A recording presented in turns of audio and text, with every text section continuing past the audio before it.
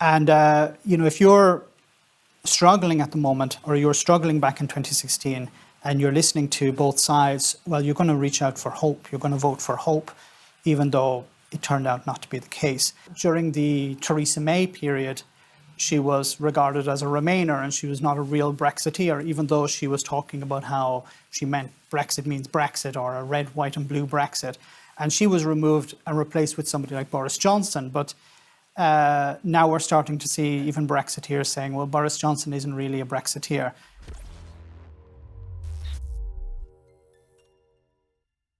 But when Brexit came along, I decided I need to be responding to this. There needs to be another voice out there, because I was not finding anyone responding to it apart from James O'Brien.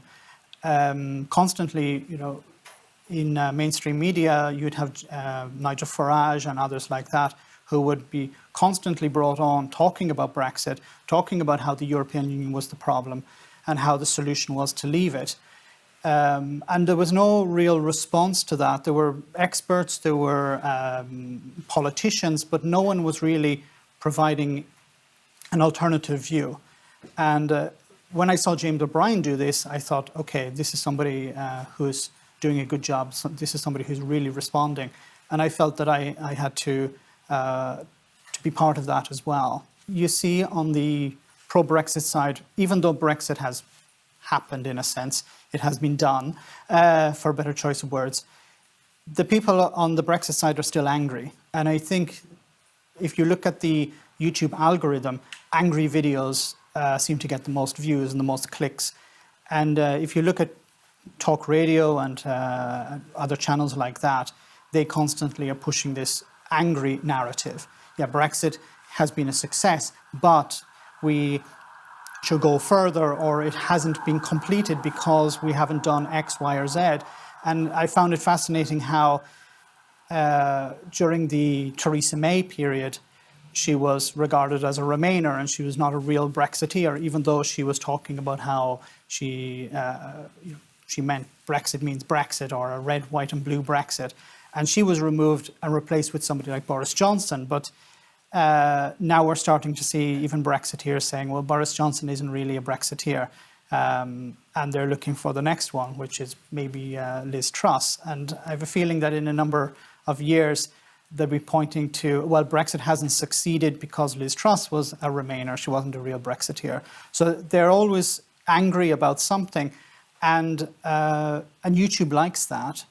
While on the other side, the response is more or less, yes, Brexit is not working. This is what needs to happen. We need to rejoin the European Union or the single market.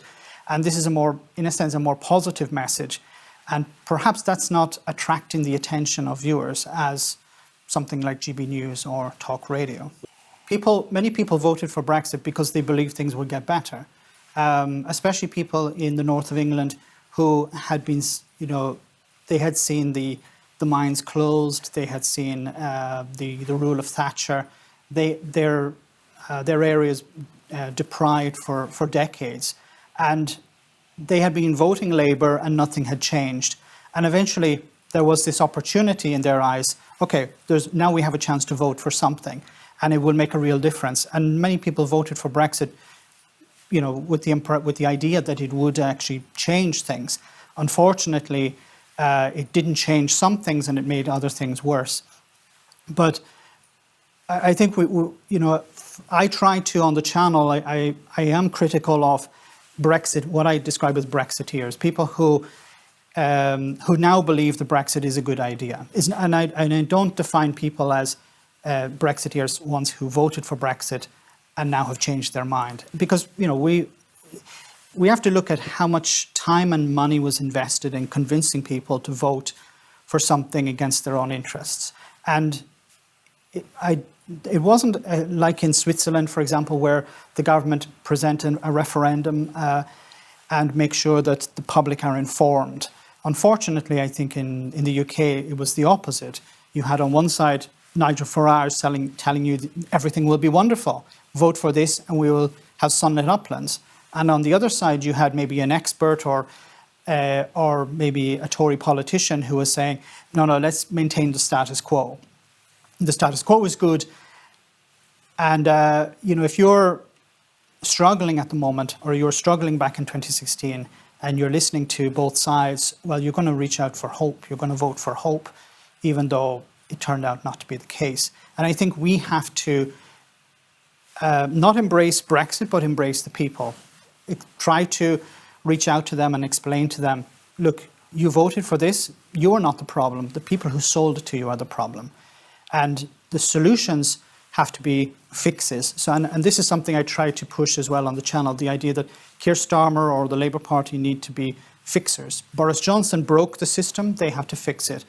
And it would be wonderful if Keir Starmer did something like you guys, go down to these communities, go to the fishing communities, the farmers, and sit down with them, ask them, tell me how life is post-Brexit. Don't judge, just listen, and then say, okay, I'm here to try and fix it. I'm here to try and resolve the problems. Do you have any hope, this leadership election, or maybe the possibility of a general election after that things will improve, get better, or do you think it's going to be? I think definition of improve is a difficult one. I think it's crazy. It's crazy at the moment. The last 6 years have been crazy.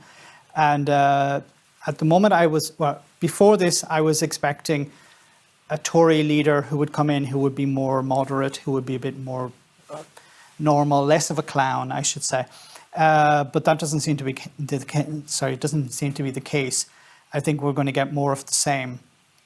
And until Brexit is taken off the table, and that's not going to happen anytime soon, I think we're in for more of a ride. It's very depressing.